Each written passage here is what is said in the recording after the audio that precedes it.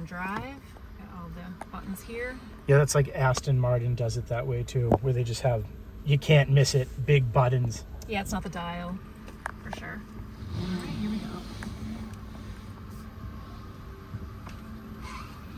The horsepower is 117, and the pound-feet of torque is 162.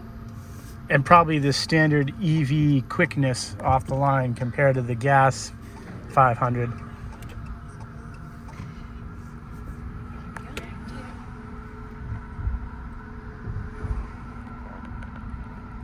The thing with a car like this is it's easy to park it when you're in the city.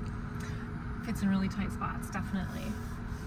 Yeah, 0 to 30 is 4.2 seconds.